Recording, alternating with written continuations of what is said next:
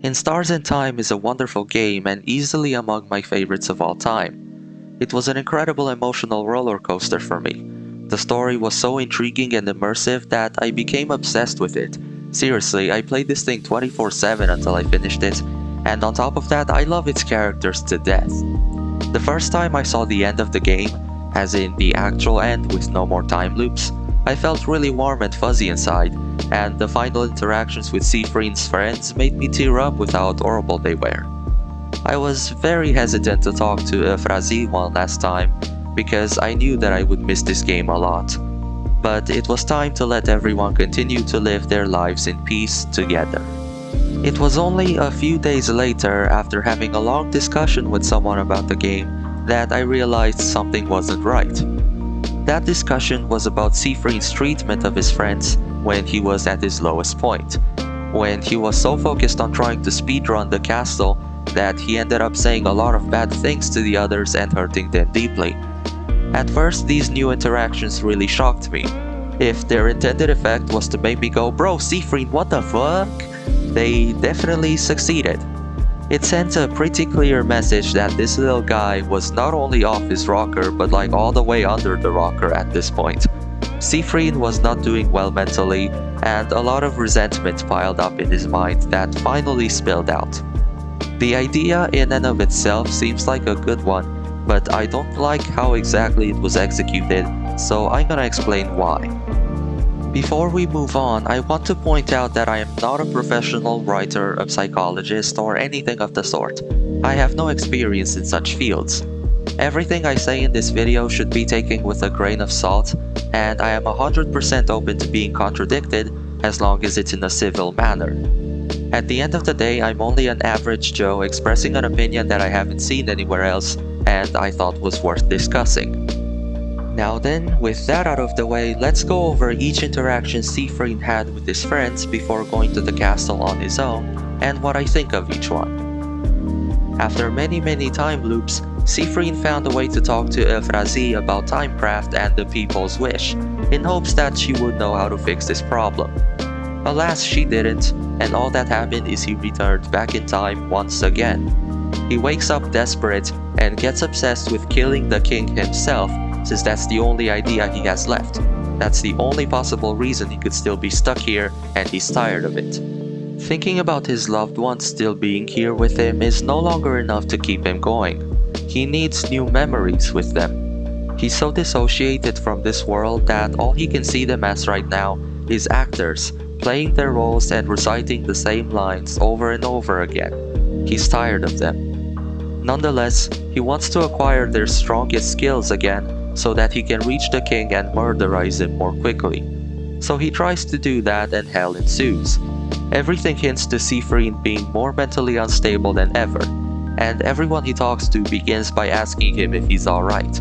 They can tell just by his expression that he's not. Either way, he just gets straight to the point every time. With Mirabelle, instead of having a heart-to-heart this time, Siegfried tries to tell Mirabelle the moral of her story immediately.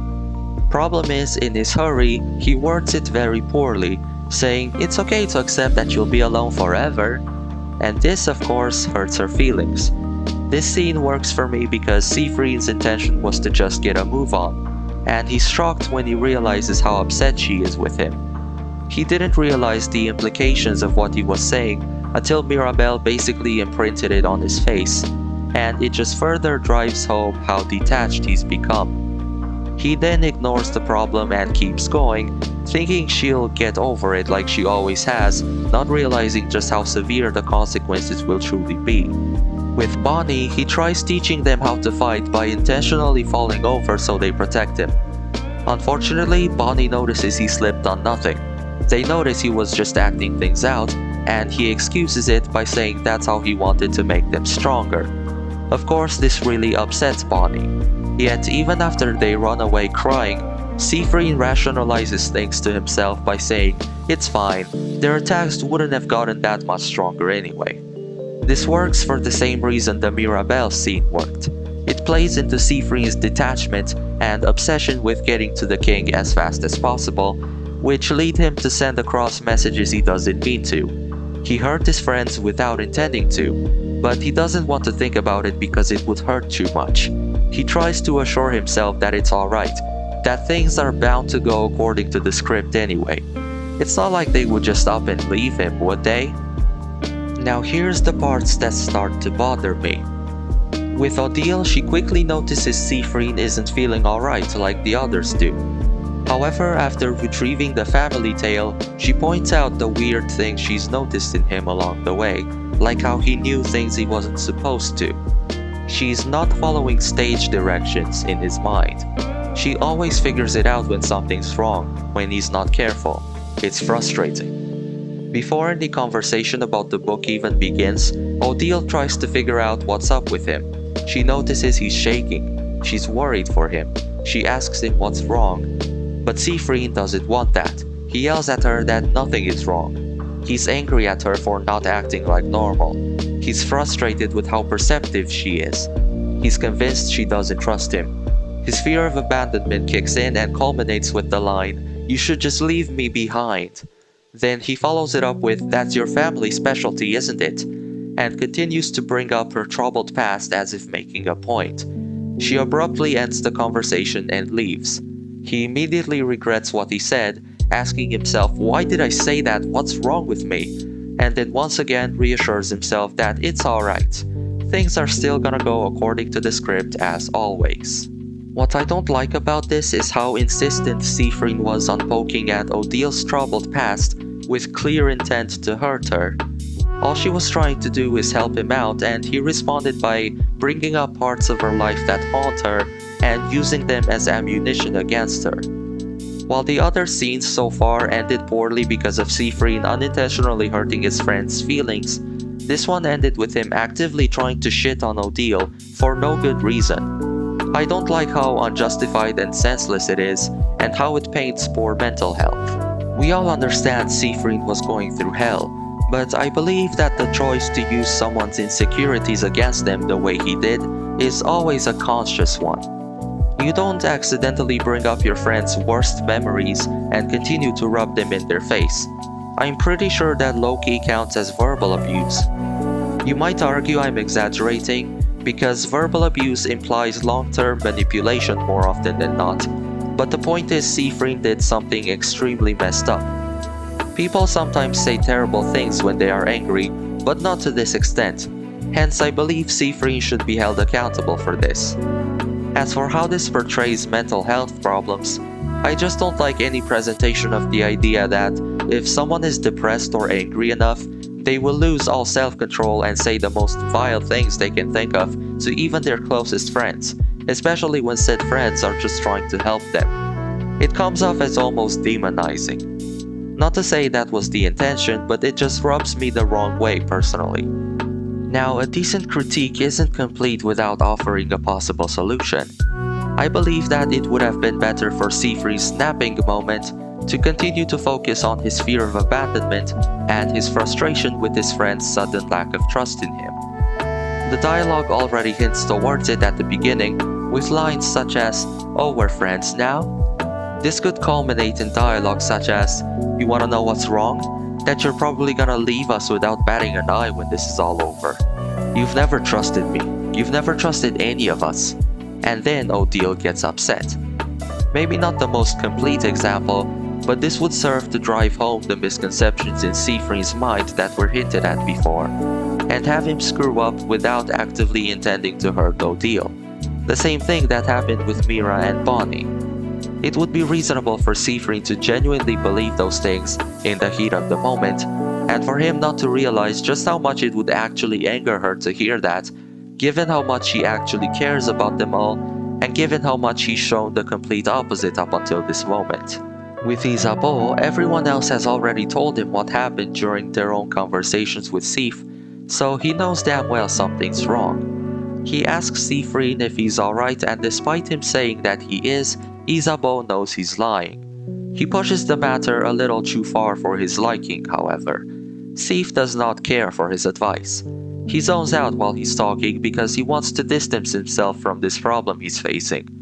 He doesn't want to tell anyone. No one must know. No one was supposed to know that he's not okay in the first place.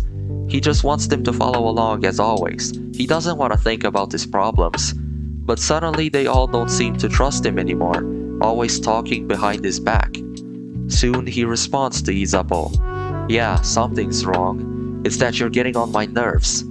And then proceeds to dig into all of his deepest insecurities, calling him weak, useless, a coward, incapable of doing anything, so on and so forth. My issue with this is the same issue I had with the Odile scene, but amplified. Almost everything Siffrin says here is completely uncalled for. Isabeau responds calmly by essentially saying that even if those things are true, he's at least trying his best to improve and to encourage others, unlike someone else here.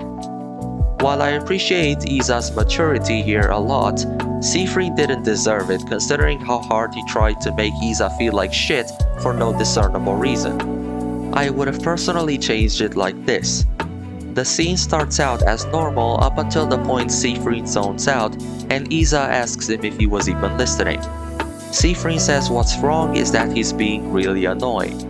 From there, instead of assaulting him with a rampage of insults, Siffrin talks about how of course everyone would be talking behind his back. Not like they ever actually trusted him anyway. Of course Isa would try to offer unsolicited advice, because obviously he hasn't made it clear enough that he wants no help from them. Of course Isa would try so hard to help, because it helps distract him from his own problems. I know what kind of person you are now. From here he can hint at his resentment towards Isa for never being able to confess despite how much he wanted to hear it. You want to improve and yet you're never honest with yourself. You support everyone else but you can't do anything for yourself, and in the end you always just fail.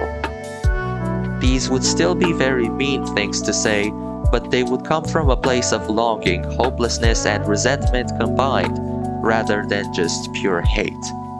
With the right tone, a sad one rather than an angry or sadistic one, Isabeau would have a better reason to respond calmly, noticing that Siffrin isn't trying to hurt his feelings as much as he's trying to let his own frustrations out now that he can no longer hold them in. After everyone leaves, it all ends with Siffrin reassuring himself one last time, "It's fine, they're all upset right now, but they wouldn't go to the house without you."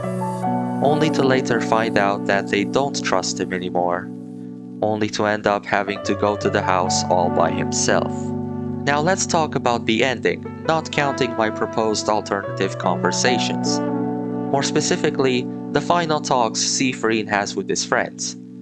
Mirabelle says she needs time to forgive Siffrin for that whole scene between them, which is, in my opinion, the most reasonable response. Bonnie forgives him, which makes sense for them due to their more innocent nature.